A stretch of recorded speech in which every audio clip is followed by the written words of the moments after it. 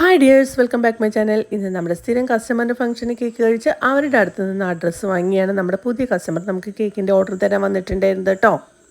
അപ്പോൾ അതിൻ്റെ വിശേഷങ്ങളെല്ലാം പറയുന്നതിന് മുമ്പ് എല്ലാവരും ഒന്ന് സബ്സ്ക്രൈബ് ചെയ്ത് സപ്പോർട്ട് ചെയ്ത് ബെല്ലൈക്കൺ അമർത്തി എല്ലാവർക്കും ഒന്ന് ഷെയർ ചെയ്ത് കൊടുക്കണേ. നമ്മൾ കേക്കിന് സ്പഞ്ച് ഉണ്ടാക്കി അത് ഓവനിൽ വയ്ക്കുമ്പോഴത്തേനും ഒരു 8 മണിയൊക്കെ കാണും കേട്ടോ. പിന്നെ അതായിട്ട് വേണം നമുക്ക് കേക്ക് ചെയ്യാൻ നിൽക്കാൻ. രാവിലെ 10 മണിക്ക് കൊടുക്കേണ്ട കേക്കാണ്. പക്ഷെ നമ്മൾ നല്ല തിരക്ക് പിടിച്ച ദിവസമായതുകൊണ്ട് തന്നെ രാത്രി 8 മണിക്ക് നമ്മൾ കേക്ക് ചെയ്യാൻ തുടങ്ങാൻ.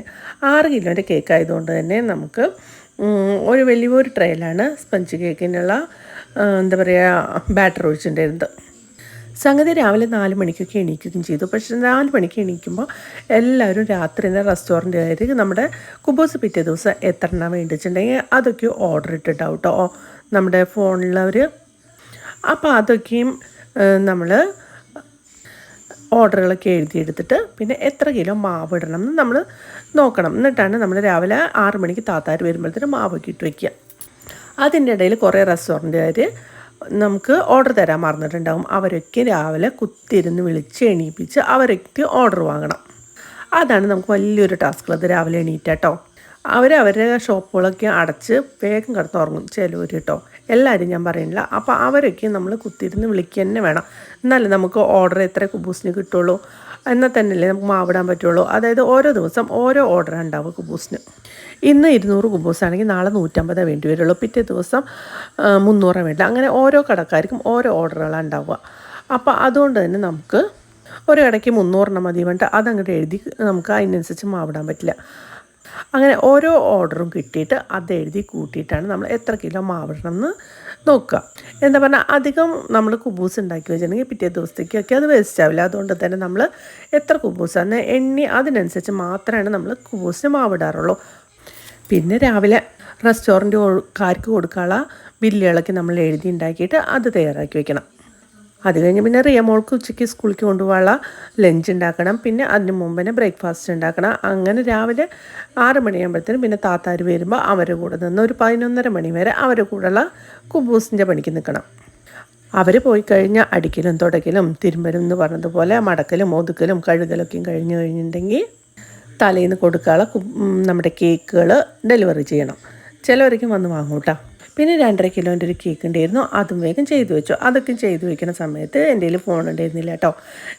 പള്ളിയിലേക്ക് പോയതുകൊണ്ട് തന്നെ നമ്മുടെ കയ്യിൽ ഫോണൊന്നും ഉണ്ടായിരുന്നില്ല. അപ്പോൾ അങ്ങനത്തെ ഒന്നും എടുത്താൽ പിന്നെ ഞാൻ ഒരു മോഡൽ തന്നെ പിന്നെ നമുക്ക് വീഡിയോയിലിടാൻ പറ്റില്ലല്ലോ. അതുകൊണ്ട് തന്നെ വെറൈറ്റി മോഡൽ മാത്രമേ ഞാൻ ഇതിലിടാറുള്ളൂ കേട്ടോ. ഒരേപോലത്തെ കേക്കിൻ്റെ നമുക്ക് കേക്കുകളുടെ ഫോട്ടോസ് അയച്ചിട്ട് പറഞ്ഞാൽ നമ്മൾ ഒന്നായിട്ട് കേക്കുകളുടെ ഫോട്ടോ അയക്കും. അപ്പോൾ ഇതുപോലെ തന്നെ ഇതേ കളറിൽ ഇതേപോലെ തന്നെ ചെയ്യുക പറഞ്ഞാൽ പിന്നെ അത് പിന്നെ വീഡിയോ എടുത്തിട്ട് ഇതിൽ കാണിക്കേണ്ട ആവശ്യമില്ല. ഇതിന് മുമ്പ് ചെയ്തതുകൊണ്ട് തന്നെ ആ വീഡിയോസൊന്നും എടുക്കാറില്ല. ഞാൻ വേറെ ഓരോ മോഡൽ ഇങ്ങനെ ചെയ്യുന്നത് മാത്രമേ വീഡിയോസ് എടുക്കാറുള്ളൂ കേട്ടോ. അപ്പോൾ ഇത് 6 കിലോൻ്റെ കേക്ക് ആയതുകൊണ്ട് തന്നെ അവർക്ക് ചതുര കേക്ക് വേണം, വലുതായിട്ട് ചതുര കേക്ക് ഒരെണ്ണം വേണമെന്നാണ് പറഞ്ഞിട്ടുണ്ടായിരുന്നത്. അപ്പോൾ അത് വേഗം ചെയ്തു.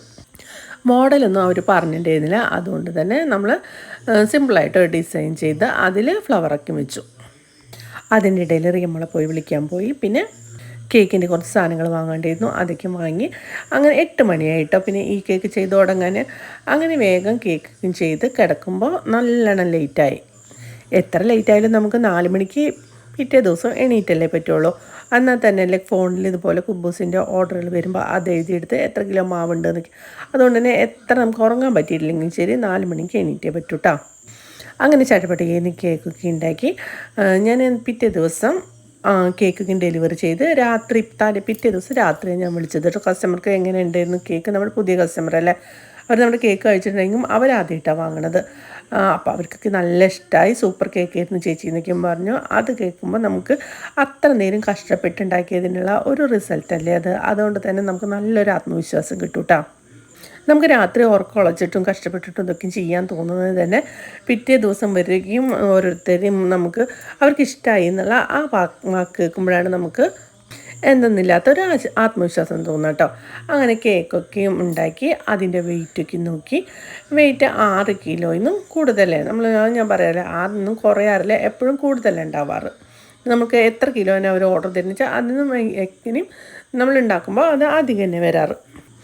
5 കിലോയ്ക്ക് ഞാൻ പറയാറില്ല, 5 കിലോ കേക്കൊക്കെ ഉണ്ടാക്കുമ്പോൾ ഞാൻ 1 കിലോ എക്സ്ട്രാ ഉണ്ടാക്കും കേട്ടോ. ഞാൻ അതിൻ്റെ പൈസ വാങ്ങാറില്ല. ഞാൻ 5 കിലോൻ്റെ എന്താ പറയുക അവർ 6 കിലോ ഓർഡർ തന്നാൽ 5 കിലോൻ്റെ പൈസ വാങ്ങാറുള്ളൂ കേട്ടോ. 5 കിലോ അത് ഒരു 6 എത്ര കിലോന് 5 കിലോന് മേലെ എത്ര കിലോനാണെങ്കിലും ഞാൻ 1 കിലോ അവർക്ക് ഫ്രീ ആയിട്ട് കേക്ക് കൊടുക്കാറുണ്ട് കേട്ടോ. അങ്ങനെ നമ്മൾ പിറ്റേ ദിവസം കേക്ക് ഡെലിവർ ചെയ്തു. അടുത്ത വീഡിയോ വരുന്നത് ഗുഡ് ബൈ.